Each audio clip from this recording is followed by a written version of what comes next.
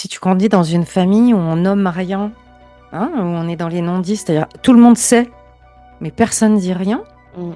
ben tu vas pas être autorisé à parler toi non plus. Tu vas apprendre qu'il faut se taire, donc tu vas reproduire ça. Oui, Et et toutes c'est les très questions. traumatisant, le non-dit, le tabou, le silence. Cette théorie du mouton noir, c'est qu'à un moment, bah, il y a quelqu'un dans une génération qui décide que c'est stop et qui décide de parler en fait. Et de rompre le silence et de dénoncer et d'aller euh, travailler sur ça et de mettre de la lumière sur tout ce qui est refoulé. Bon, bah, bonjour Emma. Bonjour Corinne!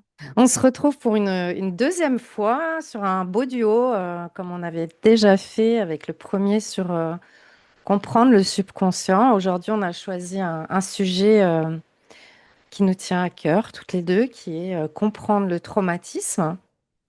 Et je suis très heureuse de refaire cette expérience avec toi aujourd'hui.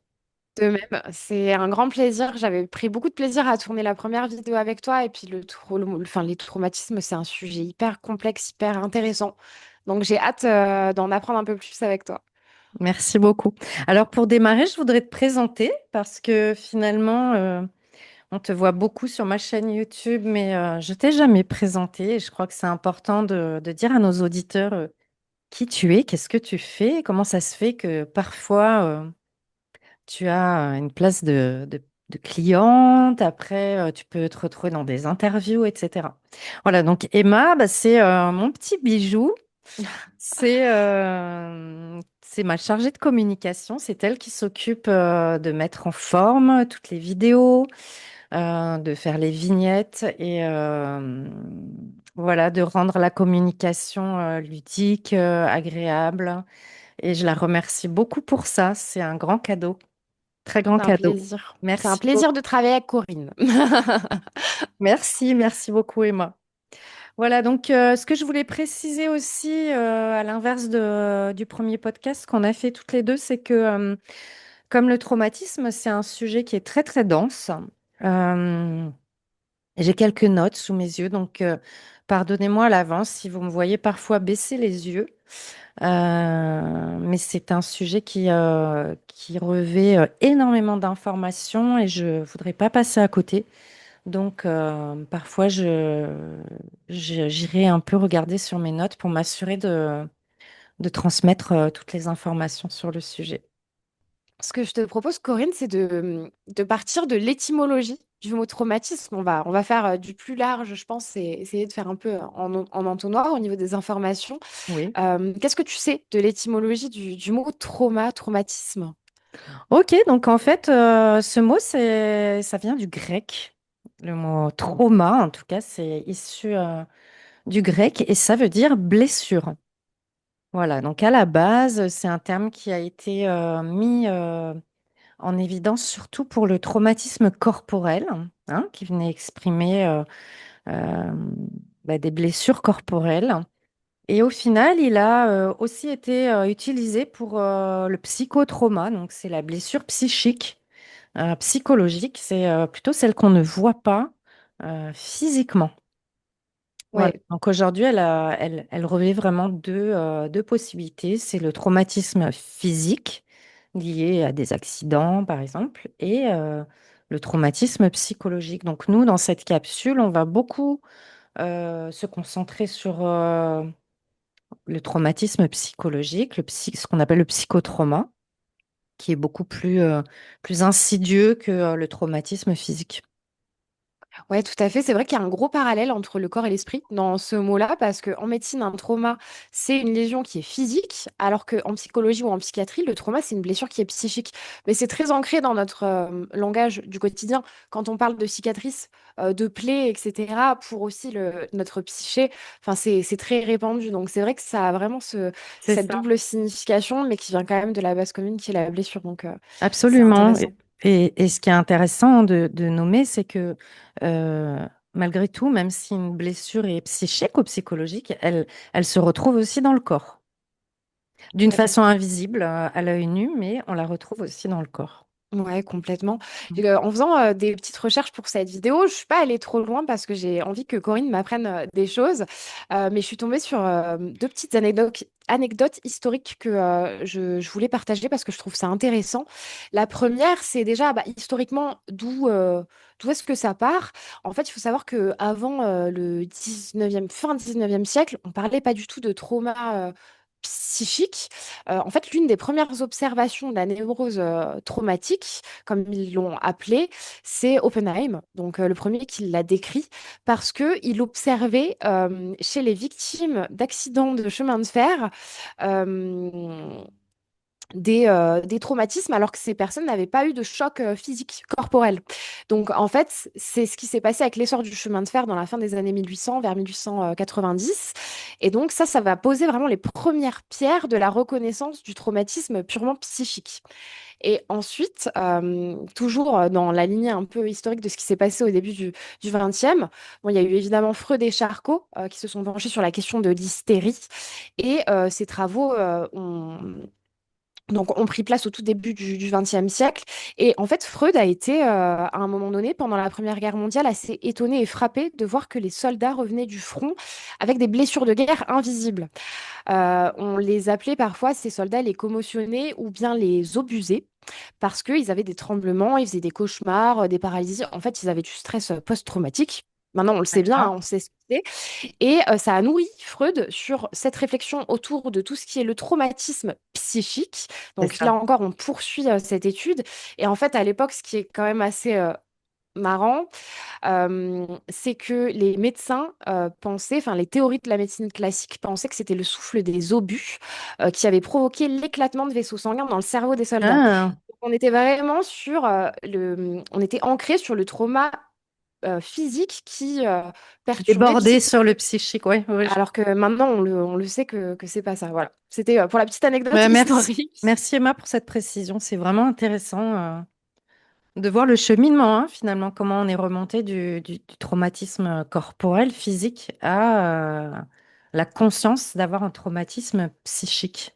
Ouais, mais c'est pas si vieux en plus. C'était il y Non, a un petit siècle, donc voilà, c'était tout à intéressant fait. d'en parler.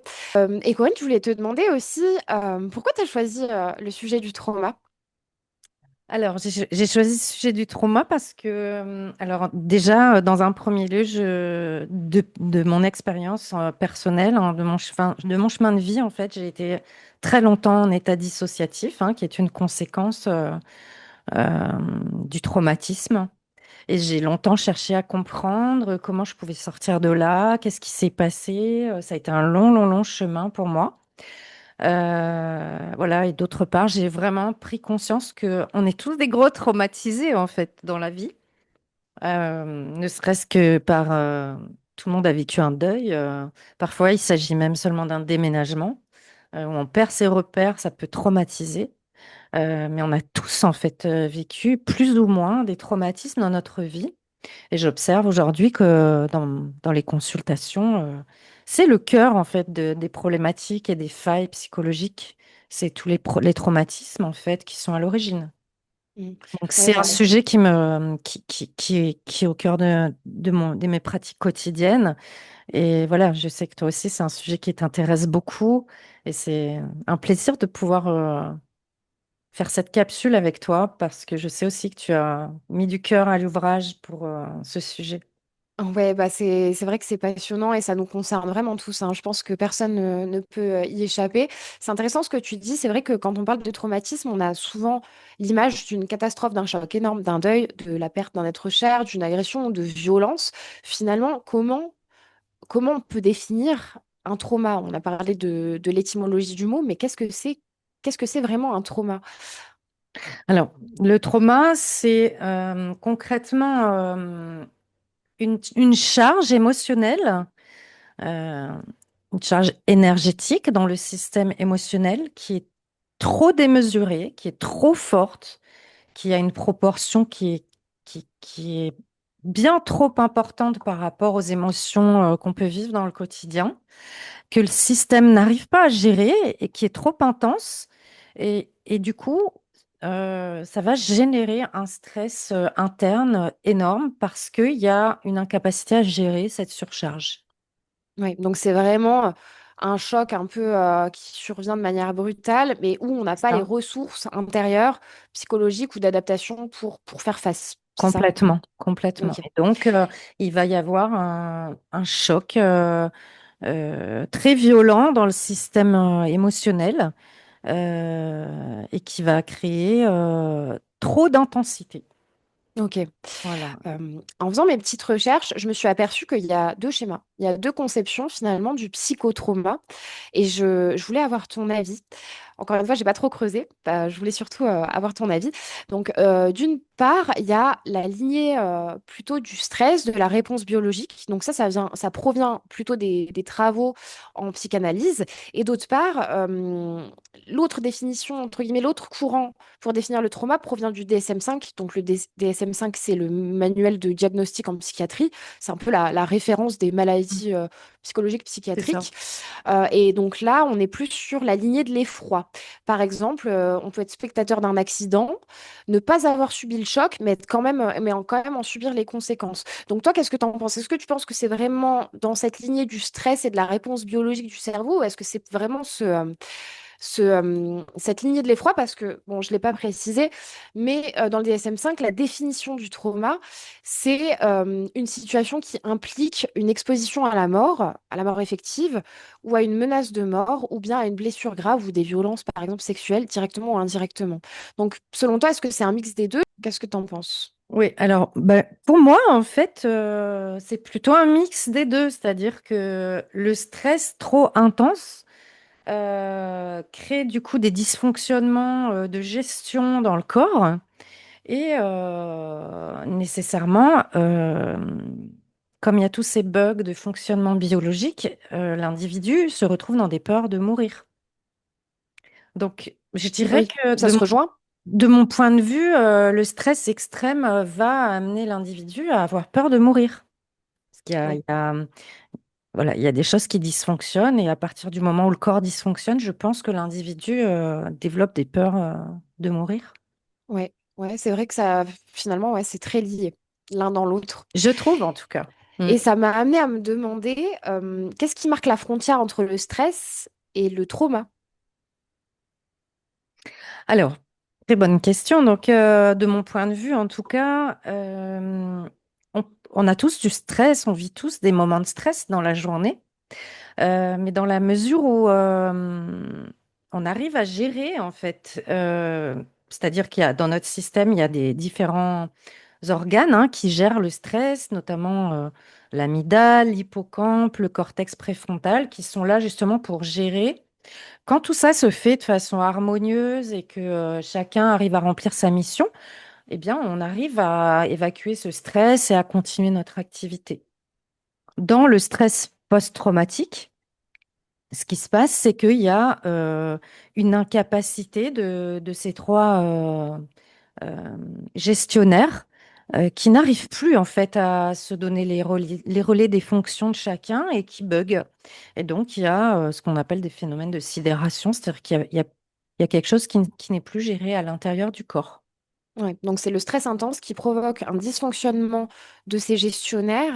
Et donc c'est là où on rentre dans le trauma, finalement. C'est ça, c'est-à-dire que ce que j'explique souvent à mes clients, c'est comme si cette charge émotionnelle trop intense, elle va créer un bouchon sur l'autoroute en considérant que notre système nerveux, c'est comme une autoroute et que ben, il y a un kyste, il y a un bouchon qui se crée à force d'avoir un trauma qui est présent. Parfois, on en a plusieurs hein, qui s'enquistent comme ça. Et du coup, notre énergie vitale ne circule plus librement et ça crée du stress, des angoisses, des phobies, de la dépression parce que ce kyste vient obstruer le système, le fonctionnement normal et écologique du Mm. système nerveux. Ouais, Et c'est tout vrai que l'intérêt, c'est de dissoudre nos traumatismes pour retrouver une, euh, une harmonie de vie. une harmonie, un équilibre et ne pas être constamment en état d'alerte, quoi. Ouais. Bah oui, c'est vrai que finalement, c'est un peu les conséquences des traumas, mais on y reviendra un petit peu plus tard. Euh, Il existe, je crois, plusieurs types de traumas. On le disait au début de la vidéo, on imagine souvent un trauma comme quelque chose de très brutal, un décès, plutôt comme un événement unique finalement, quelque chose qui se produit une fois et qui nous traumatise violemment. Mais finalement, je crois qu'il y a plusieurs types de traumatismes. Certains Oui. sont plus insidieux, qui se construisent dans la durée, sur la répétition. Qu'est-ce que tu pourrais nous en dire? Quels sont les différents types de traumatismes auxquels on peut être confronté? Oui, tout à fait. Donc, il y a différents types de traumas qui existent. Donc, il y a ce qu'on appelle des traumas uniques, hein, qui sont des traumas simples, entre guillemets. Ça va être un accident, une agression unique, comme, je sais pas, tu te fais arracher ton sac dans la rue, hein, c'était jamais arrivé avant. Et puis, tu n'as jamais eu d'autres agressions avant, d'autres traumatismes marquants. Donc, tu vas vivre un traumatisme unique. Ça peut être un accident de voiture. Alors, c'est important de noter que le trauma, on peut aussi bien être euh, actif dans le trauma, c'est-à-dire impliqué dans l'événement, mais on peut aussi être passif, hein. C'est-à-dire que si tu assistes sous ton nez à un accident très grave, par exemple, tu peux être traumatisé de la même façon, hein. Ouais. Ça, c'est le trauma unique. Ça peut être aussi un deuil, hein, voilà, perdre quelqu'un qu'on a aimé. C'est un traumatisme unique. Et puis après, on a ce qu'on appelle les traumatismes complexes, qui sont beaucoup plus longs et plus complexes. Pour cette raison, à libérer, c'est comme par exemple les abus et la violence éducative qui sont répétés tous les jours, des enfants à qui on a dit régulièrement des choses dévalorisantes, du harcèlement, de l'humiliation, de la violence physique. Voilà, quand c'est répété, c'est beaucoup plus pernicieux parce que ça crée ce qu'on appelle un trauma chronique de développement. C'est-à-dire qu'il va y avoir des choses beaucoup plus complexes qui vont se développer, comme par exemple l'assimilation à la violence et de l'amour, Ah oui, hein. Donc, par exemple, l'enfant va ça crée des intégrer, programmes. ça crée des programmes très toxiques, hein, où l'enfant va intégrer que, bah, comme parfois le parent est gentil, mais que parfois il est violent, l'enfant va intégrer que l'amour, c'est violent. Et donc, il va aller se diriger plus tard vers des profils euh, de ce type. Et il va aller rechercher la violence dans l'amour parce qu'il l'a apprise comme ça. Mais alors, j'ai deux questions. La première, un trauma unique, finalement, peut aussi nous provoquer des programmes tels que ceux-ci. Ah, mais Non? complètement. Un traumatisme, hein, tu dis? Oui, unique, parce que là, on parle des traumas qui se répètent, qui sont plus Ah pernicieux, oui, oui. qui font s'inscrire dans la durée des programmes, mais finalement, même un traumatisme unique, ponctuel, entre guillemets, En peut fait, aussi nous... tout à ou c'est fait. moins... quelle est la différence? C'est plus facile de déloger des programmes Oui, qui oui. viennent de traumas uniques plutôt que de traumas dans la durée? C'est une excellente question. En fait, effectivement, tous les traumatismes vont générer des programmes toxiques. Sauf que dans le traumatisme unique, il va être moins ancré, il va être moins cristallisé, il va être moins rigidifié dans l'organisme, tout simplement parce que il n'a pas été répété, répété, répété, répété sans arrêt, hein. C'est vraiment la répétition qui va créer La névrose? la névrose et parfois la psychose, hein. Oui, il y a des C'est maladies ça telles qui que... amène à la psychose. C'est quand c'est trop violent et que c'est Mm. répété de façon permanente, le cerveau ne tient plus, quoi. Et la frontière entre la névrose et la psychose est fine, Ouais. hein. Donc La là, on névrose, peut tomber... la névrose, voilà, c'est la folie douce qu'on a tous, mais la psychose, c'est vraiment qu'on on rentre dans l'ingérable et dans comment dire, des matériaux du subconscient qui traversent cette fameuse membrane et qui devient tellement abîmé par ce qu'on appelle le largage de kétamine, qui vient trouer en fait la membrane qui se trouve entre le subconscient et le conscient et qui Ouais. va rendre les gens complètement fous en fait, hein. Ouais. Hein, Perméable à leurs accès, ce qu'on appelle les accès de folie, finalement, c'est complètement. conscient qui sort, Voilà. qui prend le. Ok. Et Mais si- ouais, c'est intéressant. Ça rejoint aussi les personnes qui ont un trouble de la personnalité multiple. C'est à force de trauma et de qu'en fait En le fait, cerveau ne oui, tient plus et c'est il ça. se. En fait, tout, pour moi, hein, en tout cas, de ce que j'en vois, toutes les, les, les psychoses, hein, tout ce qu'on va appeler bah, les troubles bipolaires, la schizophrénie, les troubles de la personnalité, le trouble borderline qui est toujours entre les deux. Voilà, tout ça, c'est des pathologies en fait qui sont issues de traumas complexes. Hein. Ouais, ok, Hein. ouais, Voilà. ça fait Donc, sens. pour répondre à ta question, les mécanismes sont beaucoup moins cristallisés dans le corps avec un traumatisme unique, donc ils sont beaucoup plus facilement résiliables et identifiables et résiliables que des traumas répétés. Ça crée des programmes, des sous-programmes, des sous-sous-sous-programmes. C'est beaucoup plus long. Et j'avais une question pour rebondir justement sur les traumas uniques. Si tu prenais l'exemple du vol de sac qui m'a fait un peu tilt.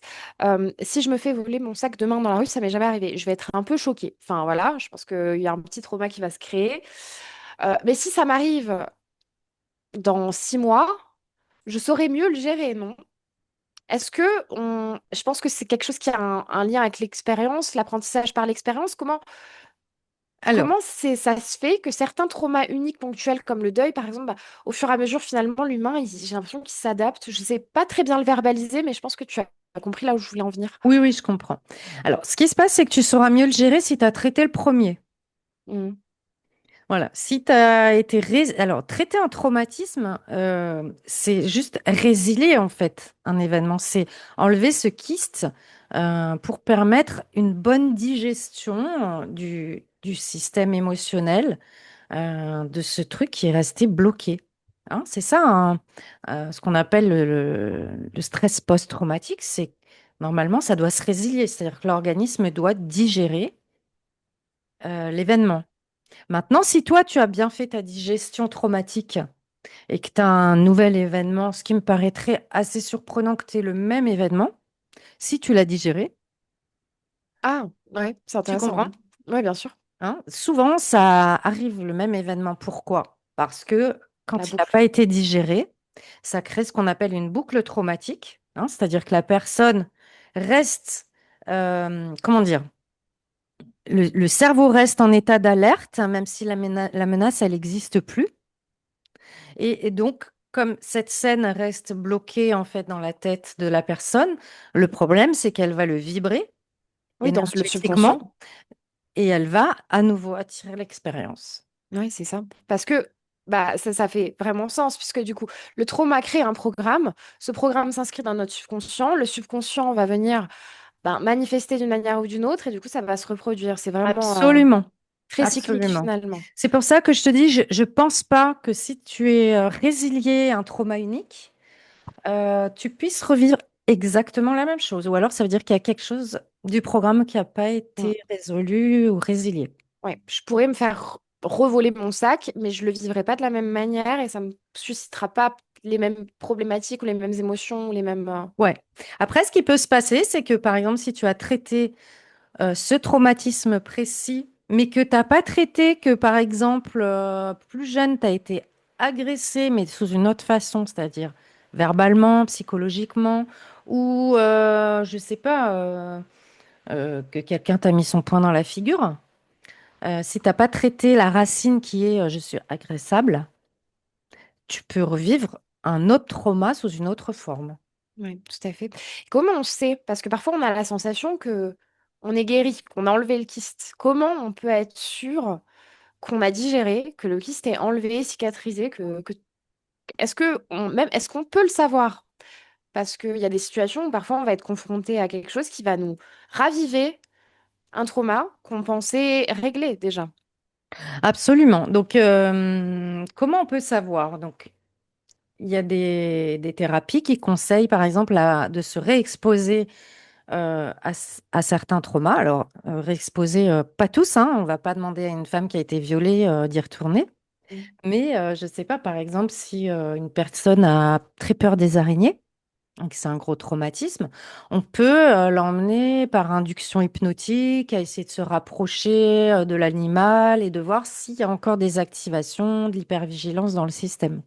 Ok. Voilà.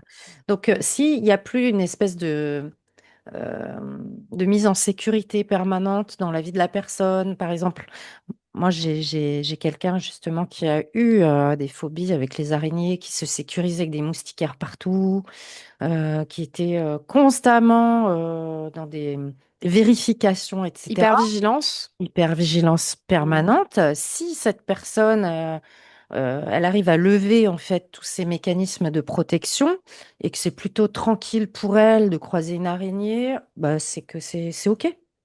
Hein. Ouais. Après, on peut voir aussi par induction si la personne repense à la scène, comment c'est en fait? Est-ce que c'est tranquille? La faire descendre dans le subconscient, ce que je fais dans ma pratique, et d'aller voir comment le système nerveux réagit. Est-ce qu'il y a du stress s'active encore? Est-ce que le système émotionnel se met encore en alerte? Ça veut dire que tout n'est pas réglé. Mm.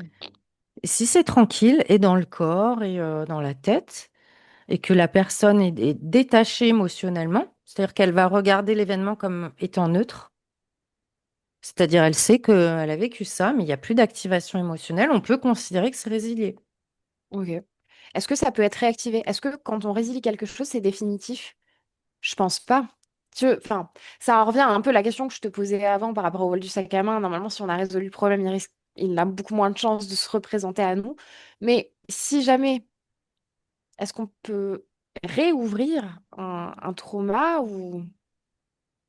Je pense que si la personne, elle a suffisamment mis de la lumière hein, avec sa conscience sur ce qu'elle a vécu, si elle a développé suffisamment de capacités pour poser des limites, tu vois ce que je veux dire, être capable Oui, de dire non, euh, euh,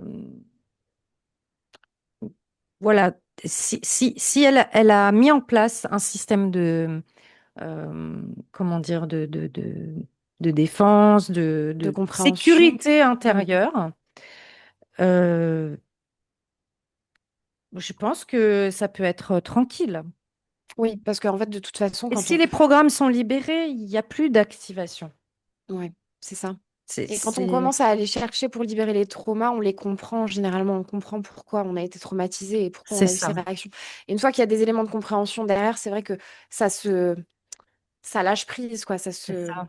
ça Et se démêle. souvent, bah voilà, dans un trauma unique, il n'y a pas grand-chose à aller regarder, quoi. Hein. Le problème avec les traumas complexes, c'est qu'il faut redescendre à l'enfance, il faut traiter les traumas de l'enfance, il faut traiter la relation à ses parents, la relation à l'amour. Qu'est-ce qu'on rejoue dans son présent par rapport à ce qu'on a vécu? Il faut aussi réussir à faire tomber le mythe parental. C'est Oui. pas toujours facile. Ouais, c'est ça. On peut vite se retrouver dans une sorte de sac de nœuds où même les traumas, ils peuvent interagir entre eux finalement, ou plutôt les symptômes. Oui, Quand on est pluritraumatisé, on est tous pluritraumatisés finalement, mais quand on parle de trauma très complexe et très dur, enfin bon, il n'y a pas trop d'échelle, mais je pense que ça peut vraiment créer des gros nœuds, des, des, des en fait, imbriquements.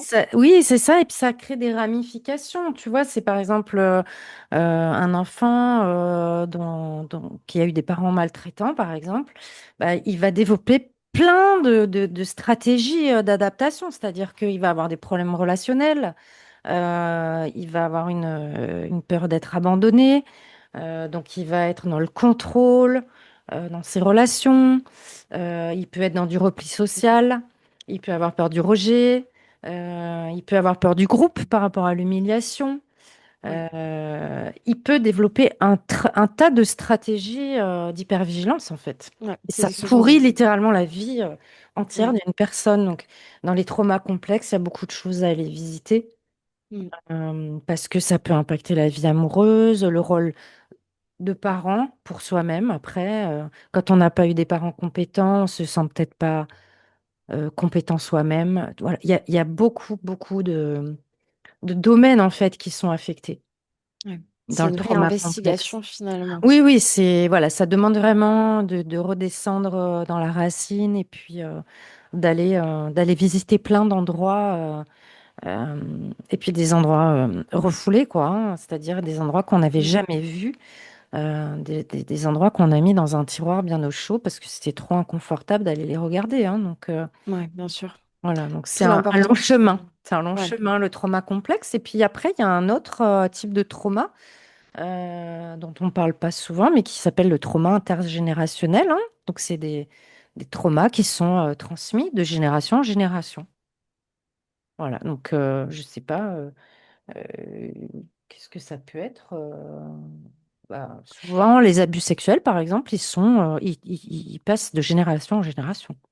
Alors, j'ai vu une vidéo. Alors, j'ai pas envie de dire de bêtises, mais il me semble qu'il y a une étude qui a prouvé que les victimes de violences sexuelles subissent une sorte de petite modification de leur ADN et que en fait, on peut le retrouver généalogiquement parlant, même on peut retrouver cette trace d'abus dans l'ADN des personnes. Donc, Ouais, mais ça ça serait m'étonnerait une pas. preuve de ces traumatismes transgénérationnels, ouais, en effet. Complètement.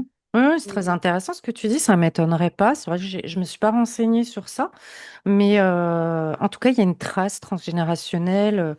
Voilà, il y a la spoliation, par exemple, aussi. Les gens qui ont été volés, souvent, on va retrouver ça dans d'autres générations.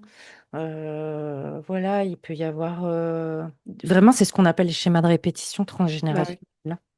C'est des sortes de boucles, mais plus grandes qu'à Oui, l'échelle de notre individualité. Ouais, ça, et puis c'est vraiment transmis par de subconscient à subconscient. Parfois, ça nécessite même pas de mots, quoi.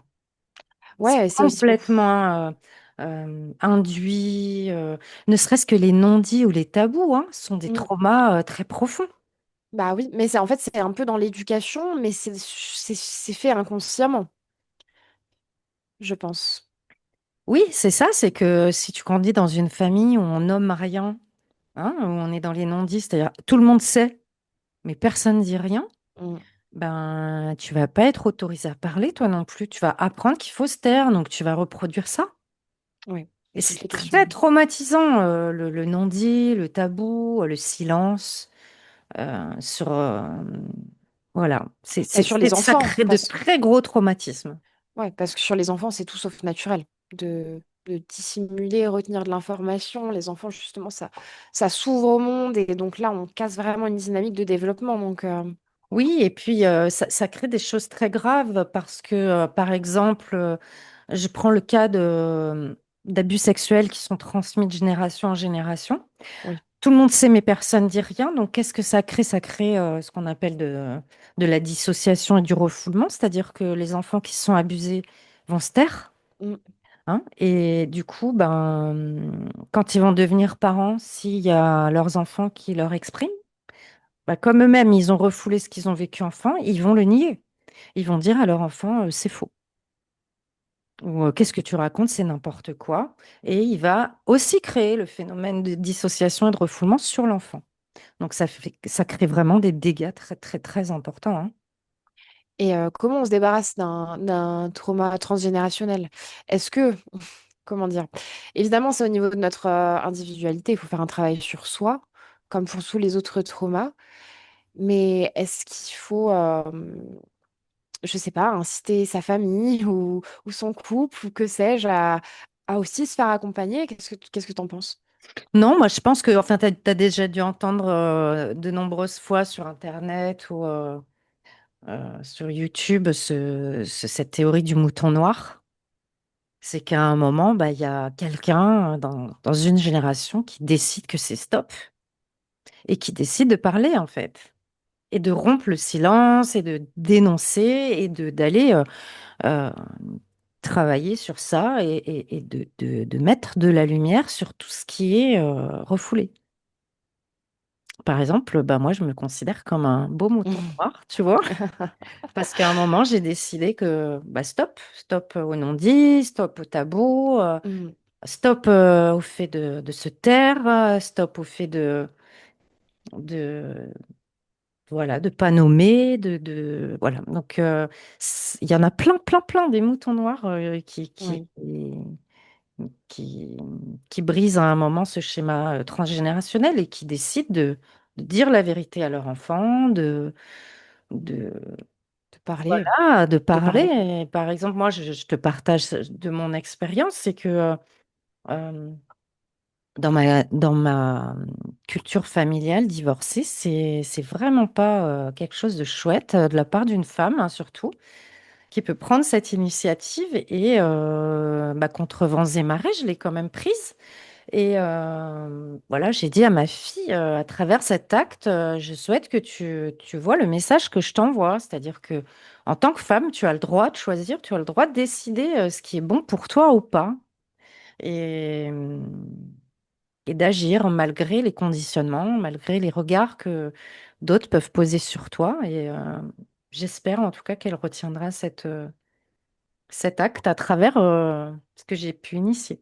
Mm. Oui, parce que toi, ça a dû être difficile de l'initier. Ça va Très dur, hein. contre ton Oui, oui. courant familial. Ça demande un courage C'est monstrueux de ça. sortir de cette case et de dire, bah, je décide de faire ce qui est bon pour moi et pas ce qu'on m'a enseigné. C'est Donc, ça, et ça c'est demande pas vraiment. de répondre à des injonctions culturelles, familiales, où il faut rester la gentille petite fille et surtout pas heurter les autres. Voilà, j'ai décidé de me brancher sur moi et de répondre à mon besoin. Alors, ça a un prix, hein, c'est Mais que ça déclenche un stress énorme, généralement, ah d'aller oui, ça, contre. c'est comme un saut à l'élastique, hein, c'est-à-dire que la peur de perdre les gens de la famille, d'être Mm. jugé, d'être rejeté, ce qui a été le cas à un moment pour moi. Et voilà, c'est se choisir soi et ne plus se perdre au risque de perdre les autres, et c'est OK. Ouais, je suis complètement d'accord avec toi, évidemment. Mais donc, c'est pour souligner l'importance de parler, de faire les choses, d'essayer de rester aligné et surtout d'aller aussi au bout des choses. C'est ça, Quitte à y laisser quelques plumes, et les autant y aller moutons. jusqu'au bout. C'est ça, et les moutons noirs, c'est vraiment des gens en fait qui choisissent de casser les codes, de sortir du rang en fait et de, de se brancher sur eux, sur leurs besoins, alors qu'ils n'ont jamais été autorisés à le faire. Mm. Je Hein, te donc tiens que ça suffit. ça demande beaucoup de courage Oui. et beaucoup de, comment dire, euh,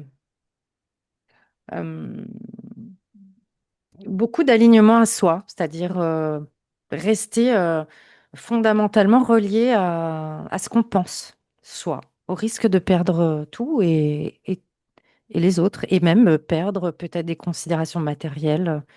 Voilà, c'est des sauts, Sacrifice. ouais, c'est des sauts qui sont vertigineux, mais qui valent vraiment le détour. Bah, on évolue beaucoup plus vite quand on décide de prendre un chemin qui est difficile. Complètement. C'est Et des grands mots en avant. je rencontre beaucoup de moutons noirs dans les consultations et je suis vraiment très fière d'accompagner des gens comme ça qui osent et qui sortent du bois, des sentiers battus et qui s'autorisent en fait, hein, qui cherchent ce courage et Mm. qui bravent leur peur. Et Il faut c'est lancer un vraiment élevage. magnifique. Lançons un élevage de moutons noirs. Ouais, Allez-y, rejoignez le mouvement. c'est ça, c'est trop bien. Ouais, non, vraiment, c'est important Ouais. de le dire et de pouvoir se séparer de ces boucles, qu'elles soient personnelles ou transgénérationnelles. C'est hyper Ouais, important aussi d'en prendre conscience et d'où aussi l'importance de se faire accompagner parce que parfois, on les voit c'est même pas, ces ça. schémas. Quand on grandit dans une famille où il y a des choses qui sont tellement ancrées depuis tellement longtemps, parfois, on le voit même pas et c'est quand on se heurte à la vie extérieure, à un couple, à des amis, à une autre façon de voir les choses où on se dit, mais qu'est-ce Ouais. qui... Et souvent, il y a une petite dose de rébellion intérieure Bah, on sent qu'il y a quelque chose qui est pas qui a normal. toujours existé à l'intérieur et qui a pas voulu capituler ou se soumettre à toutes ces injonctions reçues enfant, qui capitule pas, quoi, qui veut pas, et qui dit non, je suis pas OK avec ça, même si il peut y avoir eu des années de soumission. Ouais, le truc, il baisse pas la garde et puis à un moment, bah, ça éclate et il se rebelle et il finit par faire grandir cette flamme et de dire non, non, moi, je suis pas OK avec ces systèmes. Et souvent aussi, c'est tous les conditionnements religieux hein, qui sont très forts Oui, dans toutes les religions et ouais. qui vont imposer des choses très fortes aux hommes, aux femmes. euh, la soumission, par exemple, pour la femme dans certaines religions, un patriarcat qui est très très fort. Voilà, Ouais. il y a des gens qui se rebellent et qui disent stop à tout ça, hein, et qui sont très très culpabilisés par les religions. Et ça demande beaucoup, beaucoup, beaucoup de courage de sortir de là. Euh, mais Qu'est-ce que c'est tu... vraiment, ça casse vraiment Hmm. le transgénérationnel, quoi. Pour les personnes qui nous écoutent et qui sont dans ces situations de schémas familiaux où ils essayent de s'en dépêtrer sans réussir, qu'est-ce que tu pourrais conseiller, toi? Bah, de pas lâcher, en fait. Voilà, c'est la vraie question, c'est est-ce qu'ils sont heureux, en fait, avec ce conditionnement? Et s'ils sont heureux, c'est OK. C'est ça la vraie question. Si on est bien dans un système, on peut y rester. Mais si le système soumet trop et que la personne ne s'y retrouve pas, à un moment, c'est d'aller vraiment au bout du bout et de jamais se lâcher la main à soi-même. Oui, ça c'est très important. Mm. Être là pour soi. Être là pour soi et puis s'autoriser à braver des montagnes, à braver des tempêtes, à braver des possibilités d'être abandonné, rejeté, humilié, et tout ça, même de perdre sa famille peut-être, mais de plus jamais se lâcher la main. Ouais. Ce Voilà, qu'il faut savoir, c'est que ça va de toute façon mieux ensuite. Malgré les pertes, généralement, quand on est dans une dissonance comme ça, où notre cœur et notre esprit nous dit qu'on n'est pas au bon endroit ou que ça ne nous convient pas exactement. comme ça, peu importe les pertes, la suite, généralement, on est quand même mieux. Donc, On est mieux, mais ça demande du temps, ça demande beaucoup ah euh, bah, c'est un processus de guérison qui est quand même voilà, c'est un assez processus complexe. de résilience et puis euh, comment dire, d'alignement à soi, quoi. Oui, Mais complètement. c'est le seul moyen, en fait, de, d'être heureux, je crois, c'est d'être toujours aligné, en fait, à nos besoins, à, à nos valeurs.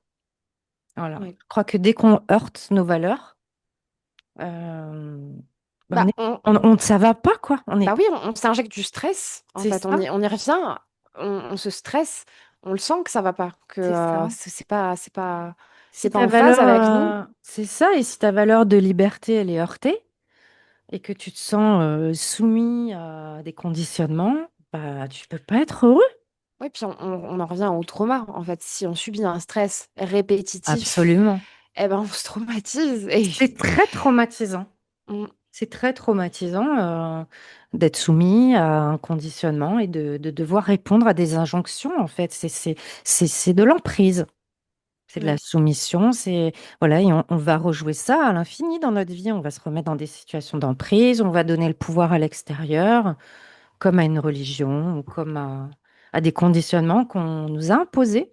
Et on se fait jamais exister, en fait. Et on est en permanence sous stress, traumatique, parce que ça date depuis toujours.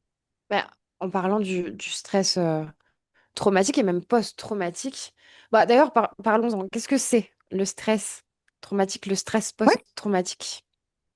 Alors, le stress post-traumatique, donc c'est un phénomène qui est normal dans n'importe quel cas de traumatisme. C'est-à-dire que le stress post-traumatique, c'est justement cette charge émotionnelle qui est trop intense, qui va générer un stress dans le système nerveux. Et donc, après n'importe quel événement traumatique, ça existera. Sauf que, euh, par exemple, dans un traumatisme unique, la plupart du temps, le corps finit par réussir à digérer cet excès, on va dire, de charge énergétique, émotionnelle trop importante à digérer et à dissoudre parce que il n'y a pas de passif, on va dire. Mhm. Voilà. Après, là où c'est beaucoup plus compliqué, c'est quand il y a déjà plusieurs traumas agglomérés les uns les autres ou dans les cas de traumatisme répété. On se retrouve avec des gens qui sont en permanence avec un taux d'adrénaline et de cortisol qui sont beaucoup trop élevés Mhm. et qui laissent ce qu'on appelle l'amygdale, hein, dans le cerveau. beaucoup trop active et qui crée en fait des phénomènes d'hypervigilance, d'insécurité, qui va générer des TOC, des phobies, de la dépression, de l'anxiété généralisée, etc. Voilà. Et ça, souvent, c'est un signe de stress post-traumatique, c'est-à-dire qu'on peut croiser des gens qui ont l'air globalement pas traumatisés quand on les Mm. voit comme ça. Sauf que Mais au leur corps. final, ben, je sais pas si tu observes, il y a des gens, ils parlent très très vite et très très fort. Ça, c'est signe de trauma. Mm. C'est une hyperactivité du système nerveux, en fait, hein. Tu peux avoir des gens qui ont la jambe qui bouge en Oui, permanence, qui se rongent les ongles, des gens qui vont être, je sais pas, par exemple dans la rue, qui vont se retourner sans arrêt pour voir s'ils n'ont pas quelqu'un derrière, oui, qui vont éviter certaines situations de façon presque obsessionnelle. Voilà, il y a Mm, oui, beaucoup, il y a des gens qui vont faire régulièrement des cauchemars, et souvent les mêmes. oui. Il y a des gens qui vont déclencher des phobies, par exemple. C'était très intéressant cette semaine. J'ai eu une dame qui vit en Suisse, qui a parlé d'une phobie administrative. Bon, Ok. jusque-là, c'est très classique.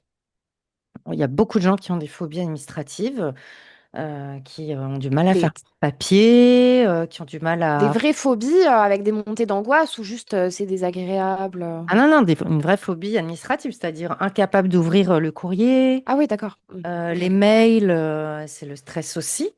Mm, Hein, voilà. Et donc, de fil en aiguille, en tirant cette petite ficelle, parce que pour moi, c'était assez évident que ça parlait d'un trauma, mais je ne savais pas lequel.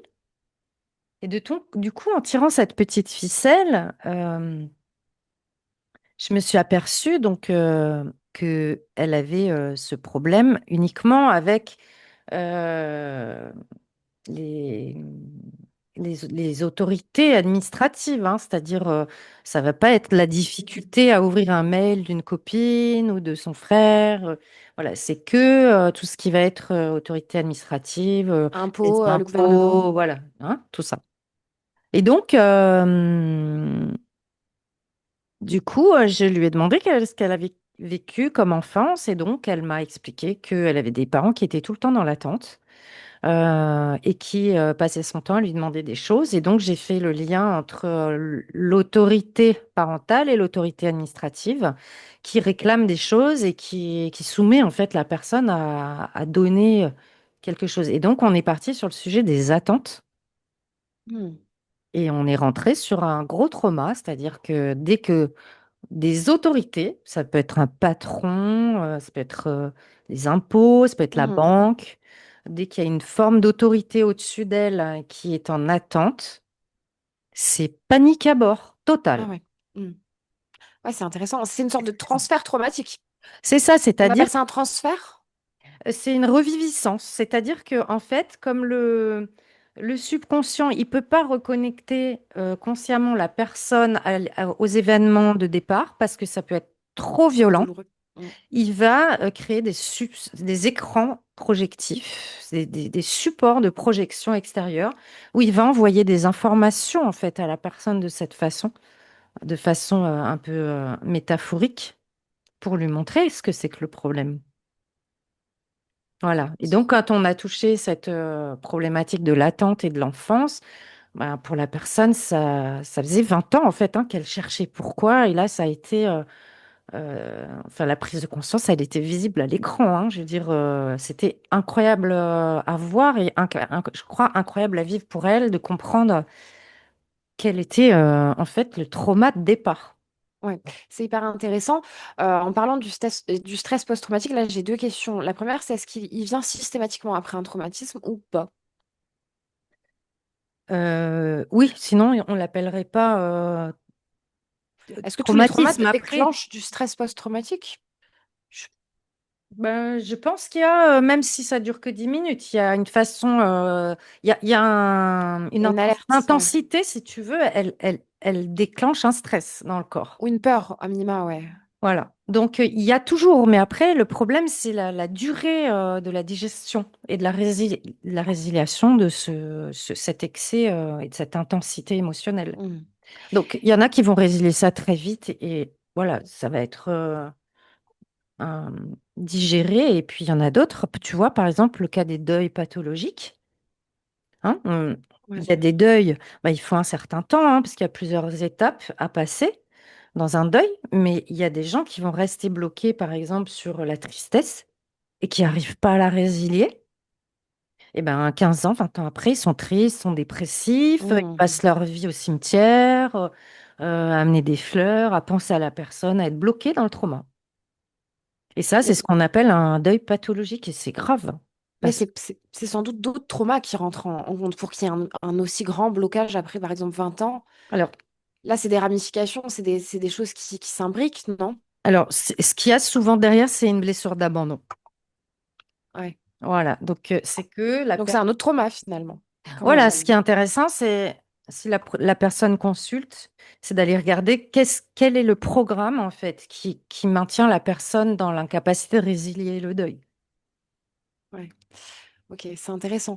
Et au niveau du stress post-traumatique, toujours, j'avais une question, pas que je l'oublie.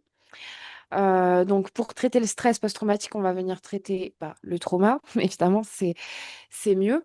Comment on peut, il y a plusieurs façons de faire. Pour mon expérience personnelle, je sais qu'un jour j'ai eu du stress post-traumatique. Je savais même pas ce que c'était, j'étais beaucoup plus jeune.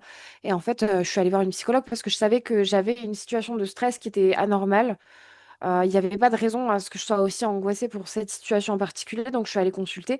Et cette psychologue m'a dit, bon, bah, c'est très simple, vous avez du stress post-traumatique. Et en fait, juste le fait qu'elle me dise ça, bah, c'était fini. Donc, comment on se libère? Comment on se libère du stress post-traumatique? Est-ce qu'il faut nommer les choses? Est-ce qu'il faut, je sais pas, faire de l'hypnose,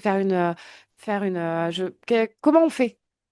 Oui, alors bah, déjà, j'ai envie de te dire bravo parce que si juste en te disant tu fais du stress post-trauma, ça a réglé, c'est que waouh, Je pense que franchement, pointer c'est. du doigt ça et je me suis dit ah mais d'accord. En fait pour plus de contexte je suis restée avec un homme qui avait un problème d'alcool pendant 3-4 ans et en fait dans ma relation d'après à chaque fois que la personne sortait avec des amis etc j'étais dans une angoisse mais pas possible de l'accident de voiture à cause de l'alcool ou de trop boire ou de qu'est-ce qui Oui. va se passer quand il va rentrer et j'étais mais mortifiée, je ne dormais pas, je mangeais pas et je me suis dit mais enfin c'est moi le problème, il a rien fait le pauvre. Et donc, je me suis décidée à aller consulter. Et la psychologue que j'avais consultée m'avait dit, bah, vous faites du stress post-traumatique. Et je me suis dit, ah, mais d'accord. Et ensuite, ça s'est complètement relâché chez moi, quoi. Ouais, ouais, bah en Je fait, n'ai plus été soumise à ça. bah, voilà, c'est possible que du coup, juste avec le coup de projecteur qu'elle a mis sur ta situation, ça ait créé quelque chose, ça ait dénoué quelque chose, tu vois, et ça a permis de résoudre, hein. Parce que Mm. c'était, après, on peut parler d'un événement unique, même si ça a duré, t'as pas vécu avec des gens qui ont bu toute ton enfance. Non, mais j'ai vécu, c'était quotidien avec cette personne, quasi quotidien. Donc, c'était quand même très, très répété les traumatismes liés à Ouais. l'alcool Donc, ouais, j'étais Après, quand même voilà, bien. ce qui est bien, c'est que tu as réussi euh, à gérer ça. Franchement, bravo, hein, avec juste cet éclairage. Bien Ouais. souvent, ça demande, surtout sur les traumas complexes qui datent depuis l'enfance, ce qu'il faut comprendre, c'est que du coup, cette charge émotionnelle, quand elle, ce stress post-trauma, il se cristallise dans le corps. C'est-à-dire que c'est des charges toxiques, en fait, qui se mettent dans les muscles, dans les tissus, qui rigidifient le corps. Parfois, on voit des Oui, gens qui on sont se très sent bloqué, raides, oui. la nuque raide, Mm. qui vont avoir des somatisations, qui vont avoir des migraines permanentes. Ouais, il y a plein de choses après qui montrent aussi dans le corps qu'il y a du trauma. Et bah après, il y a la thérapie corporelle, c'est très précieux aussi pour ça, hein. Moi, je sais que je suis beaucoup passée par la thérapie corporelle, des massages très ciblés pour décristalliser les traumas à certains endroits du corps. Euh, Mm. euh, voilà, après, il y a ce qu'on appelle les méditations actives de Osho. Moi, j'en ai beaucoup fait. On Ouais. se secoue. Hein, c'est des techniques en fait où on se secoue. Il y a aussi la TRE qui est une technique où on se secoue. D'ailleurs, on peut voir dans le monde animal que quand il y a un combat, Mm. bah, celui qui a été en dessous, qu'est-ce qu'il fait quand il se lève? Mais il se... Il se secoue Ouais, ouais, directement. Il a l'instinct de décharger la ouais, cristallisation l'énergie, traumatique. ouais, c'est Voilà, vrai. tu vois, c'est très instinctif chez les animaux. Mm. Et donc, il y a des très belles techniques, les thérapies reichiennes aussi, qui amènent à de la secousse en fait corporelle pour décristalliser dans le corps. Et du coup, ça libère aussi la psychologie. Ouais, bah c'est hyper intéressant. De toute façon, on a toujours un moyen physique d'agir, je pense, sur tout ce qui se passe au niveau de notre psyché. Enfin, on trouve des techniques, même par nous-mêmes. Ça peut être, Ça je sais pas, dépend. par exemple, les Ça gens qui font le dépend. ménage dans leur appartement quand ils ont la tête comme ça, parce que on Ah oui, libère un ça c'est des peu. stratégies en fait Ouais. d'évitement, hein. Mais Mhm. ce qu'il y a de plus difficile dans le traumatisme, parce qu'il y a trois comportements en fait qui sont mis en scène après un traumatisme, ça va être le figement, hein, ce qu'on appelle la sidération, le Le figement, gel, ouais. le gel. Voilà, ils disent les Anglais le freeze, c'est-à-dire la Oui. personne en fait se fige et c'est souvent entre guillemets grâce à ce comportement-là que il y a des gens qui portent pas plainte Bah oui. parce Mm. qu'ils n'ont pas leur état d'esprit de comprendre tout ce qui s'est passé, sont gelés. Hein, donc ça, c'est très confortable pour les agresseurs, hein. Par exemple, toujours en cas de viol, dans la sidération, c'est t'as pas intérêt à en parler, sinon je te zigouille. Mm. Ah, voilà, donc ça crée du figement et du coup, l'agresseur, il se protège comme ça aussi, hein. Donc Mm. le figement, ça va être une stratégie. Il y a aussi le combat, hein, donc il y a des gens qui vont aller au combat pour qui restent dans l'action. Voilà, et puis il y a la fuite. Ouais, il y a des gens qui vont fuir. Ouais. Voilà. Et la dissociation dans la réaction face au trauma? Alors, bah, c'est souvent lié à la sidération, hein, donc au figement. Mhm. C'est-à-dire que euh, le figement, c'est vraiment la situation la plus compliquée parce que la personne ne peut pas retrouver des moyens d'action. Et donc, elle peut se retrouver des années et des années à plus être capable d'agir, hein. C'est ces gens qui vont dire, je procrastine, j'arrive pas à agir, j'arrive pas à être maître de ma vie, j'ai envie de faire plein de trucs, mais j'y arrive pas. C'est Ouais. parce qu'il y a du figement en fait dans le corps hein, qui est cristallisé. Et là, il Ouais. faut aller descendre et voir qu'est-ce qui se passe. Alors, si tu veux on aille aborder la dissociation traumatique, hein, qui est un mécanisme de défense que l'individu met en place pour se protéger d'un traumatisme quand il est trop violent, Mm. c'est c'est comme si le cerveau en fait débranche le système émotionnel. Et qu'est-ce qui se passe? C'est qu'en fait la conscience de l'individu sort du corps. Ouais. Voilà, et elle se met à côté et elle n'est plus à l'intérieur. Voilà, donc c'est une posture, une stratégie de protection qui va éviter de ressentir les émotions parce que c'est trop difficile, ça fait Ouais, c'est trop trop. souffrir. Bah là, Le c'est la même chose, problème, le stress, la mort, donc on est obligé de c'est sortir ça. de sa conscience pour C'est survivre, parce comme que sinon si c'est trop. tu deviens en pilotage automatique, hein, comme un Mm. robot, hein. Tu avances dans ta vie, tu ressens plus rien. Tu ressens même plus la douleur physique. Tu peux te brûler, tu sens rien. Mm. C'est assez dingue. Le problème avec la dissociation, c'est que bah, du coup, tu deviens aussi, comment dire, une proie facile. Pourquoi? Bah, parce que comme tu ressens rien, tu vas t'exposer à des situations Dangereuse, plus dangereuse que les autres? qui peuvent être dangereuses parce que tu l'aperçois pas comme dangereuse vu que tu ressens pas. Oui, puis on se rend pas forcément compte qu'on est dissocié. On se rend pas compte qu'on est dissocié. Puis le problème, c'est ce que je disais tout à l'heure, c'est que quand un trauma n'est pas résilié, bah, on est attiré par, Oui. par la même situation traumatique. Pourquoi? Parce qu'on la vibre encore. Et Mm. c'est hyper important d'aller dissoudre ces kystes traumatiques parce que sinon on y retourne d'une façon ou d'une autre et on comprend même pas pourquoi on le fait. Oui, puis ça a Et comme on est des... dissocié, ben on sent plus, donc on va. pousser encore plus loin pour aller chercher de l'adrénaline et se sentir vivant. Donc, c'est ce qu'on retrouve souvent dans des gens qui vont se mettre dans des situations extrêmes, des gens qui vont faire du saut à l'élastique, du parachute, des trucs à moto, ils vont rouler à 200 pour essayer de ressentir. Et comment on sort de ça? Pareil, il y a Soit ils se crachent à un moment thérapie. et que ça finit mal, malheureusement. Parce que le fait d'aller rechercher de l'adrénaline pour se sentir vivant, c'est que la personne n'a pas compris en fait qu'elle s'est dissociée et que elle cherche à se reconnecter, mais d'une façon qui Ouais, n'est ça pas fonctionnera bonne. pas. Ça fait que alimenter en Et plus ça la aggrave. dissociation, je pense. Ouais, voilà. Hein. Soit après, à un moment, ben, je sais pas, hein, soit il y a des gens qui leur disent qu'ils sont en état dissociatif. Parfois, on croise des gens dans notre vie qui... Et on a Mm. tous cette chance à un moment, c'est de croiser des gens qui nous disent, eh, oh là, stop, tu te rends pas Mm. compte, tu es hyper actif, tu t'amènes à l'épuisement pour pouvoir te coucher. Ça, c'est des symboles de trauma. Ouais. Donc, il faut Voilà. être attentif aussi ce qui nous entoure et Oui, ce que et les gens puis peuvent. après, est-ce qu'on a envie d'aller les visiter ou pas? Ça, c'est encore autre chose, hein. Il y a des gens Ah qui bah, préfèrent fuir et dire non, non, tout va bien. je. Pas regarder qu'ils ont des comportements névrotiques.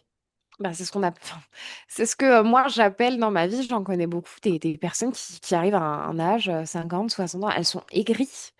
C'est ça. C'est Et tu vois. terrible. Il n'y a Ouais, et plus tu. rien, c'est que de la crispation. Tu le vois, elles sont tendues, elles sont fermées, elles C'est sont ça. dures, elles sont. Il n'y a plus rien qui passe, quoi. C'est. Et tu vois, par exemple, pour rebondir sur ce que tu viens de dire, tu as des gens, en fait, toute leur vie, ben, ils sont traumatisés, mais ils se jettent dans le boulot à corps perdu. Donc, Oui, jusque-là, ils arrivent plus ou moins à fonctionner avec cette stratégie. Et puis, quand ils arrivent à la la retraite, ils font un retraite. infarctus Ah oui, ou alors une dépression, un burn-out, parce qu'ils se retrouvent face à eux-mêmes et que c'est hyper violent. ouais. Face à leur trauma. Mm.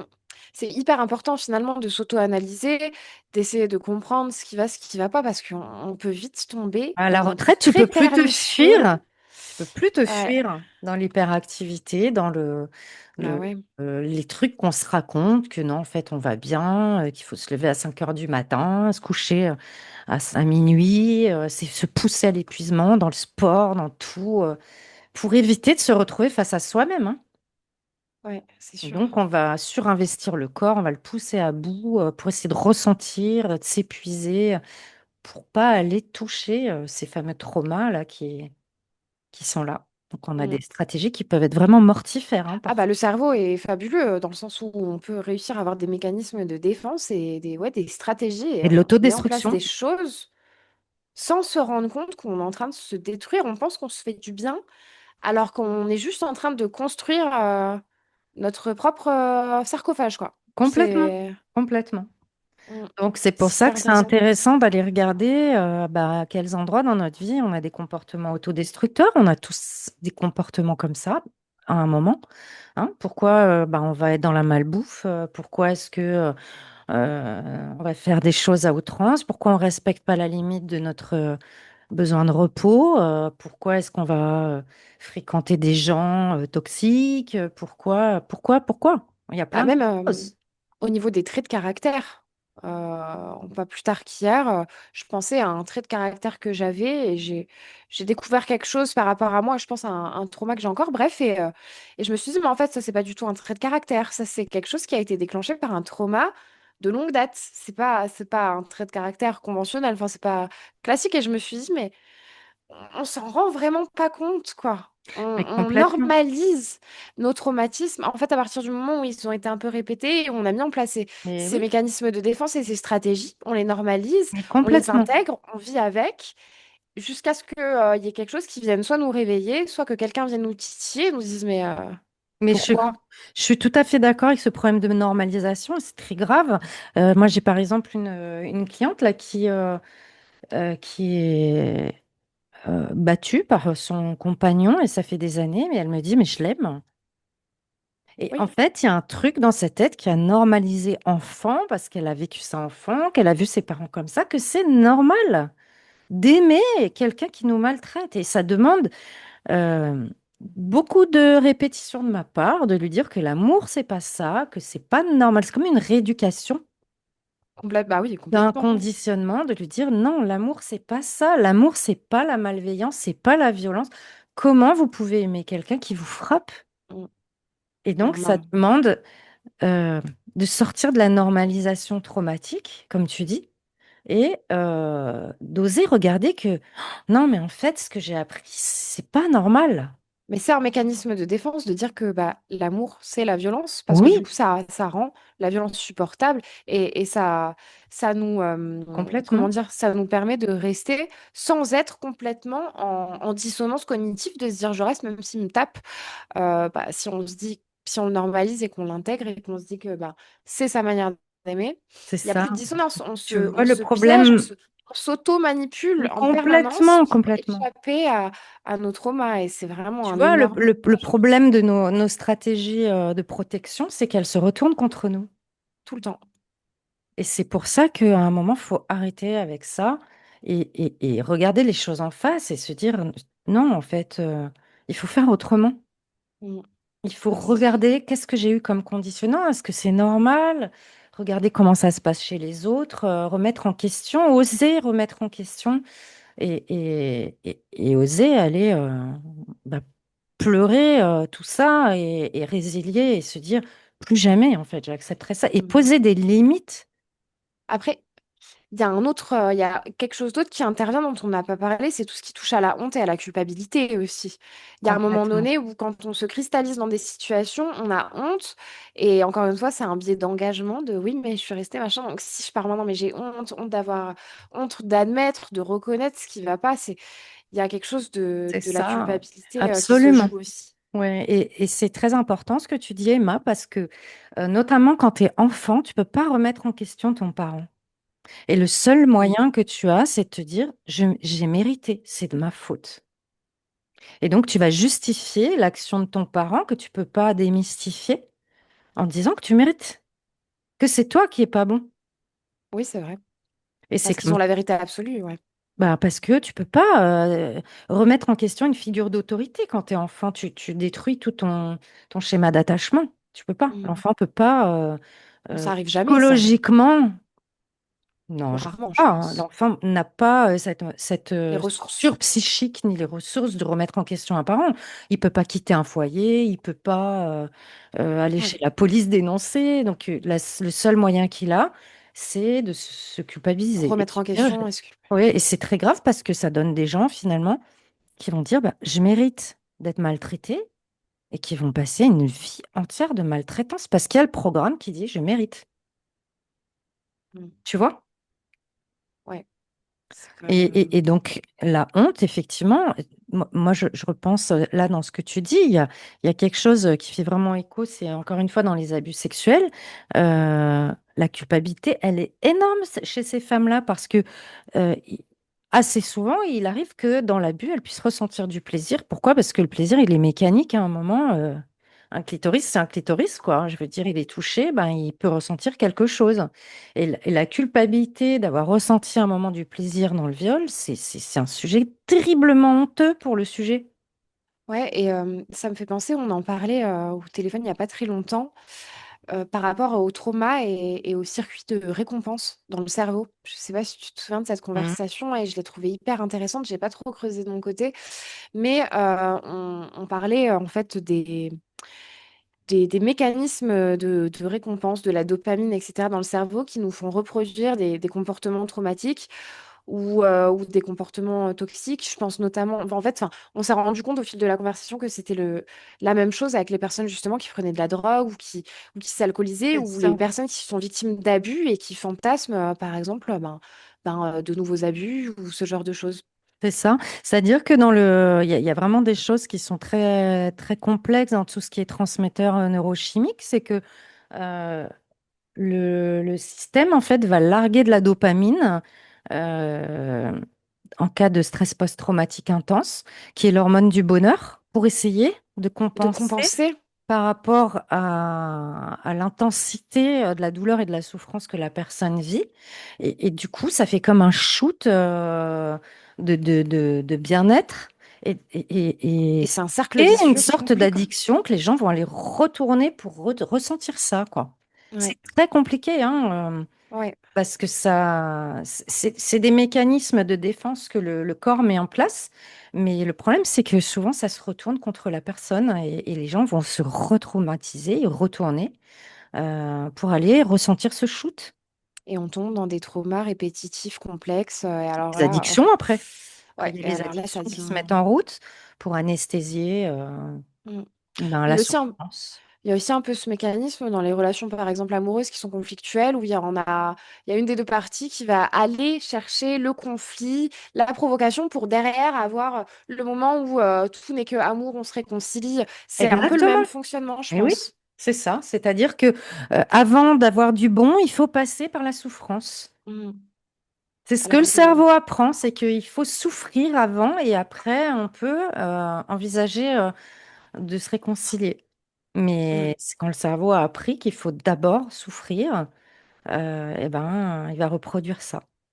mais le mien, je pense, est un peu comme ça. La voie du milieu, c'est difficile. Je préfère vraiment passer du très, très, très noir au très lumineux et d'avoir des relations passionnelles, etc., plutôt que d'être au centre où tout va bien. Parce que quand tout va bien, tout va mal pour moi. Donc, tu vois, Oui, c'est oui, très, oui, je comprends. c'est le cerveau qui est complètement déréglé, en fait, je pense. Complètement.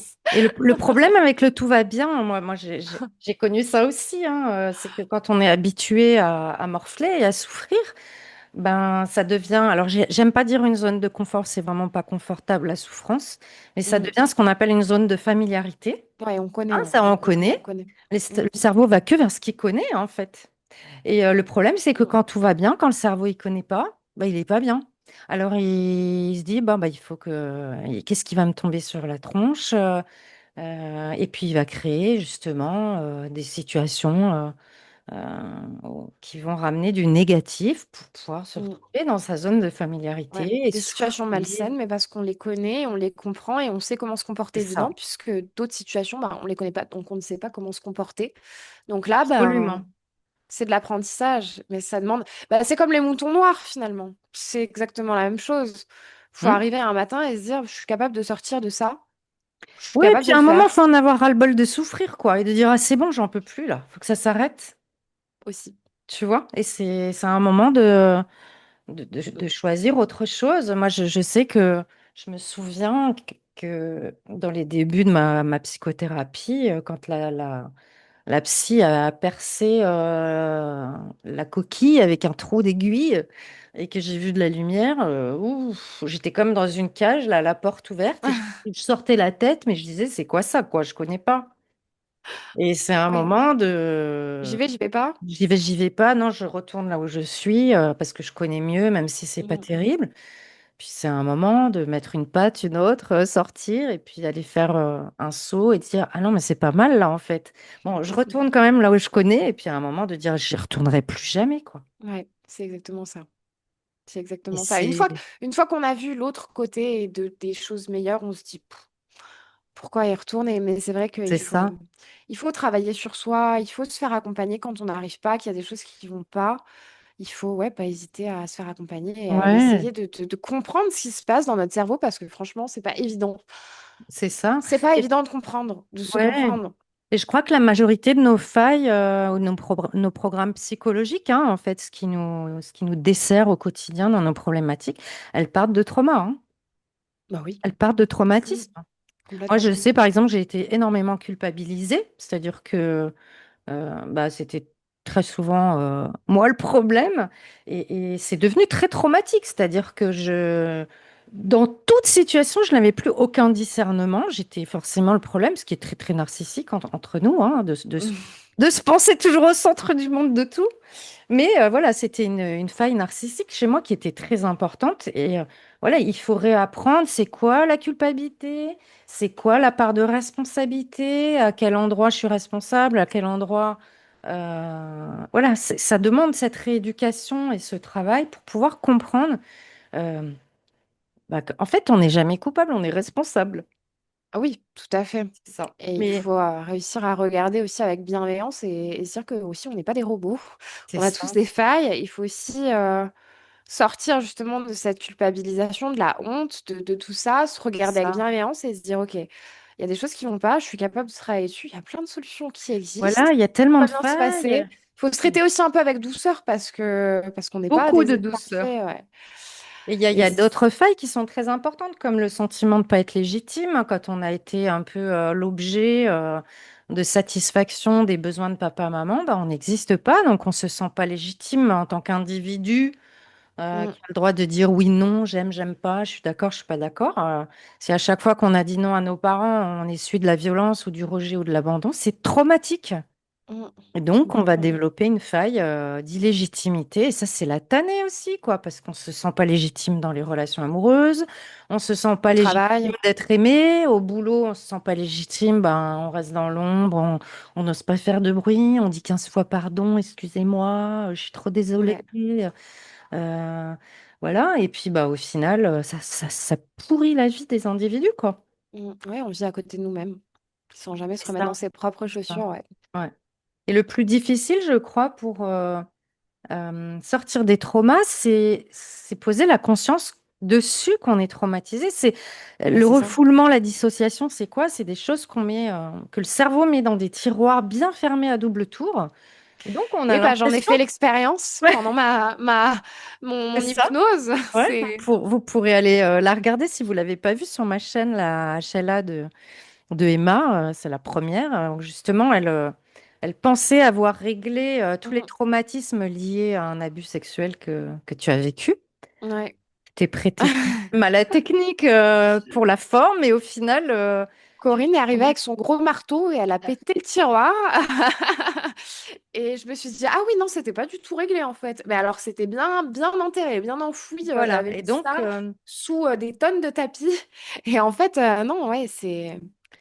en fait, on a vu qu'il y avait de l'activation émotionnelle encore, et là, ça Mm, montre vraiment que le trauma n'est pas réglé et qu'il reste des choses, des petites ramifications, des petites choses encore qui sont actives et qui, d'une façon ou d'une autre, handicapent le quotidien de la personne sans qu'elle s'en rende compte. C'est pas parce qu'on a mis des choses dans des tiroirs à double tour que le cerveau n'a pas élaboré 10 000 stratégies pour éviter de la revivre, hein.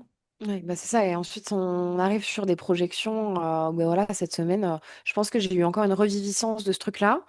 Sur une autre projection, je me suis dit, ah bah tiens, ça c'est pas normal. J'ai ressenti une angoisse et je me suis dit, la situation telle qu'elle est devrait pas me provoquer une angoisse aussi grande. Ça doit être un truc que j'ai complètement refoulé, où j'ai été dans la dissociation. Et là, avec les outils, à force de travailler sur moi et d'échanger aussi pas mal avec toi et d'apprendre plein de choses, je me suis dit, bon, ok, je pense que c'est lié à ça. Et j'ai réfléchi, je me suis dit, bah oui, c'est C'est évident ça. qu'il y a encore des ramifications qui sont Mais actives. c'est Il faut sans fin couper ce les pattes travail. du mille pattes, quoi. Et Ouais, c'est ça. un C'est jour, on ça. sera bien. Ouais, exactement. Donc voilà, non, c'est important de se rendre compte qu'on en a tous des traumas, ne serait-ce que si on n'en a pas conscience, on peut aussi aller regarder c'est quoi nos stratégies qu'on met en place. Ça nous parle de nos traumas. Ouais, c'est important ça. Comment? Si moi, demain, je me dis, je suis madame tout le monde, tout va bien. Comment, Ben, comment je peux tu peux aller me voir, confronter? tu peux voir par exemple les stratégies que tu mets en place pour éviter quelque chose. Si par exemple, je sais pas, euh, si tu es dans une relation amoureuse, mais que tu te rends compte que tu as besoin d'avoir le contrôle sur l'autre, c'est-à-dire d'initier des choses, d'avoir la main sur l'autre, c'est qu'il y a un trauma avec le masculin et la peur qu'ils prennent la main sur toi, hein, d'une façon ou d'une autre. Mhm. On est plein de stratégies tous. Et Oui, ça, elles parlent toutes de nous. de traumatismes plus ou moins forts. Oui, Voilà, la donc manière dont tout se toutes comporte. nos failles, en fait, parlent de traumatisme, surtout quand ça part de traumas complexes. On est tellement nombreux, en fait, à avoir grandi dans ce qu'on appelle l'objétisation, hein, c'est-à-dire toutes ces générations où l'enfant n'a rien à dire. L'enfant, il n'a pas à dire oui, à dire non, il doit répondre aux attentes parentales. Mais c'est hyper traumatique parce que ça devient des adultes soumis, qui connaissent pas leurs besoins, qui sont pas capables de s'affirmer, qui savent pas dire oui, non, j'aime, j'aime pas. Ils savent rien en fait, ils se connaissent pas. Et donc, bah, on devient des proies faciles ben, pour l'abus, y a pas, on peut pas poser des limites en fait à quelqu'un si on se connaît pas. Et C'est la sûr. limite, c'est ça en fait qui permet de se différencier de l'autre. Si je te dis non, je ne sais pas si par exemple toi tu me dis j'ai froid et que moi je te dis j'ai chaud, j'ai pas à t'imposer le fait qu'il fasse chaud. Chacun a ses ressentis, chacun a ses limites. Donc la base d'une relation, c'est de pouvoir chacun poser une limite de ce qui est juste pour soi. Ouais, Et c'est sûr. ça, il y a beaucoup de gens qui ont grandi avec des parents qui n'ont pas autorisé cette expression de soi et qui ont imposé le point de vue à l'enfant et ça donne des adultes qui ne se connaissent pas. Et Complètement. c'est le plus gros trauma qu'on puisse avoir déjà à la base, je dirais. Ouais. Et en C'est plus, qui je suis, je n'existe pas, quoi. ouais. Et toutes les. Enfin, moi, je pars du postulat où les émotions qu'on ressent quand on est avec quelqu'un, c'est pas de la faute de la personne qui est en face de nous. Si il me met en colère, c'est pas de sa faute. C'est que Non, lui, il a activé un truc qui, en moi, est absolument. traumatique. Et si moi, je me mets en colère pour ça, c'est que moi, je dois voir ce qui me met en colère par rapport à ce que tu viens de me Exactement. dire. Et tu vois, tu viens de me dire, par exemple, comment on peut voir des traumas. Ça, c'est un super moyen. L'autre. Oui, c'est vrai. Oui, À quel l'autre. endroit tu es activé par l'autre, ça parle que de toi, pas de Ouais. l'autre. Et c'est un super Pas moyen ça. pour évoluer finalement, d'être au contact et de se confronter à l'autre et d'essayer de grandir dans l'adversité, dans les problématiques qu'on peut rencontrer dans le couple ou dans la famille ou entre frères et sœurs ou même entre copines en vacances. Bah, c'est un super moyen de voir nos projections, nos comportements, nos Complètement. traumas, ce qui nous active, ce qui nous active pas, ce qu'on voit de l'autre aussi. Hmm. C'est un beau Et terrain d'a- d'entraînement parfois. ouais. Et d'ailleurs, ça me fait penser ce que tu racontes à... J'avais une très belle stratégie d'évitement en relation amoureuse qui a duré un moment. J'avais fait un coaching sur ce qu'on appelle la relation consciente amoureuse avec une fille que j'aime beaucoup qui s'appelle Sarah. Et donc, moi, j'avais décrété, sans voir mon mécanisme, que il fallait d'abord que je travaille sur moi avec Sarah avant de me lancer à nouveau dans une relation amoureuse. Et donc, j'étais dans mon truc, voilà, il faut d'abord que je répare tout ça. Et puis, elle m'a gentiment dit, en fait, c'est que sur le terrain que tu pourras voir, Bien sûr. et en te confrontant à l'autre, que tu pourras voir si tes activations sont toujours là ou pas, quoi. Et donc, c'est là que je me suis rendu compte que ça, c'était une belle, une belle, une belle stratégie d'évitement du masculin que je me Bah, bien rappelais sûr. pour éviter d'y aller, tu vois. Mais il y en a plein des programmes comme ça. Je suis mieux seule. Il y en a plein. J'ai pas Enfin, besoin de quelqu'un dans ma vie, je suis mieux toute l'ultra. seule. Ouais, Voilà, l'indépendance. on en a Ouais. tout plein, hein. Ah oui, oui, oui. Donc, Mm. voilà, toutes ces stratégies sont là pour nous parler de nous, de nos traumas, de nos blessures, de la peur d'être abandonné. Bah, je préfère encore être seule que vivre l'abandon, hein. Mm. Donc, je me raconte que je suis beaucoup mieux seule pour éviter de le revivre. Mm. Il y a une autre stratégie avec l'abandon qui est très forte aussi, c'est j'abandonne avant que l'autre le fasse, comme Ah ça j'ai oui, ça c'est l'impression de hyper moins répandu. morfler. Ah oui, Voilà, c'est c'est hyper ça. répandu, ouais. Mm. Voilà. Hein, c'est pour éviter de ressentir ce traumatisme Ouais. de l'abandon. La fuite, en fait, toujours. Ouais, c'est ça. Alors ça, c'est beaucoup les Mm. gens qui ont été adoptés, les gens qui Ah ont, ouais. voilà, qui ont eu des parents absents ou des parents décédés qui ont une blessure d'abandon énorme. Ils vont être beaucoup dans ces schémas traumatiques de la peur d'être abandonné, hein, un Ouais, point je me retire avant que viscéral, le hein. coup parte, ouais, ouais. Ouais, et ce Mm. qui est intéressant aussi, c'est de comprendre pourquoi ces gens-là poussent à l'abandon alors que c'est leur plus grande peur. Très souvent, cette blessure traumatique, elle est tellement forte qu'elle crée une espèce de tension constante à l'intérieur, que quand l'autre nous abandonne, ça fait trop du bien, que ça s'arrête. Ah ouais, c'est l'hypervigilance qui s'arrête. C'est le programme en fait qui arrête d'agir Ouais, de façon permanente à mettre un stress post-trauma en fait, ouais, qui est complètement. complètement activé en relation et Mm. bah, finalement, quand l'autre m'abandonne, je me sens beaucoup mieux, quoi. Ouais, c'est sûr. Mais ouais, en fait, il suffit d'aller se frotter un peu à À des toutes nos choses avec lesquelles on activations, est. bah oui. Ouais, c'est ça. Et dès qu'on ressent un peu de stress ou d'émotion. Et l'autre est un super miroir Bah pour ouais. ça. Mais c'est ce qui s'est passé pour moi cette semaine, à me dire, mais là, je suis hyper angoissée pour une histoire, on s'en fout, quoi. Et c'est pas normal. C'est Il ça. y a un truc Et derrière arrêter ça. d'accuser l'autre et de le rendre Oui, ça vient de moi, coupable oui, et clairement. devenir responsable de nos propres activations et réactions, c'est déjà un super premier pas pour aller regarder nos traumas, hein. Ouais. Voilà. Mais tant qu'on va dire c'est la faute des autres, c'est à cause de lui et qu'on va se Oh, poser en victime, bah, on va continuer à reproduire les schémas à l'infini, et à être mal la et à boucle. souffrir. Mm, complètement. Non, mais c'est trop intéressant. Donc voilà, bah écoute, je sais pas, Emma, si tu as d'autres questions qui te viennent. Hmm. Moi, je voulais parler aussi de quelques stratégies, en fait, encore qui permettent de sortir de là. Moi, je sais que la thérapeute psychocorporelle que j'avais à l'époque quand j'étais dissociée, elle me demandait de prendre des douches très froides pour Ok, créer un choc corporel assez fort pour ressentir mon corps, d'accord. hein. Ok, Donc et ça ça, fonctionne?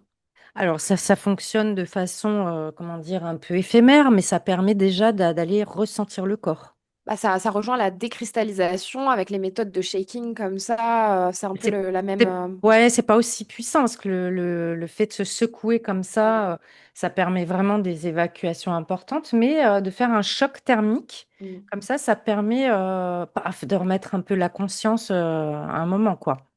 Ouais. Donc voilà, je sais qu'il y avait cette technique-là. Il y a les massages, alors les massages très orientés, psychocorporels, hein. Donc c'est vraiment, ça se fait chez des gens qui sont formés pour ça, notamment je pense à l'école de psychologie biodynamique où ils sont très bons pour reconnecter le corps et l'esprit. Et puis, et après, il y a d'autres techniques hein, comme euh, bah, le MDR qui va aussi traiter certaines choses par des mouvements oculaires. Et puis après, moi, dans ma technique d'hypnose à Oui, justement. libération active, j'avoue que je suis toujours aussi bluffée par cette technique que j'utilise pour libérer les gens de leur traumatisme. C'est que, donc, en descendant dans le subconscient et en les faisant revisualiser la scène, donc l'avantage, c'est que je demande pas à la personne de redescendre profondément et de revivre le trauma pour pas les retraumatiser encore mais d'aller juste flirter en fait avec cette image et avec ces émotions. Ça permet justement de montrer le kyste au subconscient, de lui dire ça, on veut l'enlever. Donc d'aller reconnecter le stress post-traumatique avec les émotions, la colère, l'injustice, la peur, la douleur, la tristesse, etc. Et par un effacement en fait qu'on fait de façon assez, je trouve ça toujours tellement magique. Tu l'as testé d'ailleurs plusieurs fois. Oui, On donne la consigne au subconscient de d'effacer la charge psycho-émotionnelle dans le système nerveux. Et en quelques secondes, ou peut-être allez, 1 ou 2 minutes, l'image, en fait, se dissout et elle dissout la charge émotionnelle avec. émotionnel. Et Ça se ça, soulage. c'est hyper intéressant parce que la personne se souvient qu'elle a vécu ça, mais comme elle n'a plus l'image, elle n'a plus la charge émotionnelle. Donc, c'est hyper confortable, ça se fait en une séance Mm. pour un trauma. Et voilà, la personne n'a pas besoin de faire 10 000 séances pour travailler ça. C'est vraiment très Ah, c'est efficace. instantané, ouais. C'est instantané et les résultats sont bluffants. Voilà, donc c'est vrai que le trauma, c'est vraiment quelque chose qui est au cœur de ma pratique quotidienne parce que en voyant les failles que les personnes présentent, ben, en tirant la ficelle, on revient sur le trauma et on l'efface. Et du coup, ça permet de supprimer le programme. Et le stress Et le post-traumatique, stress post-trauma saute et avec. et la symptomatisation, C'est ça. et tout le C'est reste. ça. En fait, quand tu arraches la racine, il y a tout qui vient. Voilà, et souvent les Et les gens, libérations sont assez spectaculaires sur certaines euh, séances. C'est waouh, le visage des personnes change. Enfin, il y a une activation c'est émotionnelle. incroyable en fait quand ils ressortent de la transe hypnotique, qui n'est pas de l'hypnose ericksonienne, hein, c'est encore une autre approche. Les gens sont fatigués, alors ils ont l'impression que c'est de la fatigue, mais c'est juste qu'ils ont tellement l'habitude d'être en tension et en stress en permanence qu'ils ont normalisé ça dans le corps. Et quand la charge de stress, d'adrénaline et de cortisol qui est en surcharge dans l'organisme depuis des années disparaît, il y a une sorte de relâchement qui donne l'impression aux gens d'être fatigués. Mais en fait, très vite, dans les 4 5 jours qui suivent, ils retrouvent beaucoup plus de sérénité, Mm. c'est énorme en fait tout ce qui se passe sur la biologie et la psychologie des gens derrière, quoi. C'est Donc, extraordinaire, ouais. euh, ces outils, Les tiens cet en outil-là, particulier. il est vraiment incroyable, quoi. Mm. Ouais, c'est une grande richesse que tu as là et je suis trop contente de pouvoir partager bah, tes connaissances, ta méthode, de pouvoir avoir des réponses à certaines questions et de pouvoir partager tout ça, c'est hyper précieux.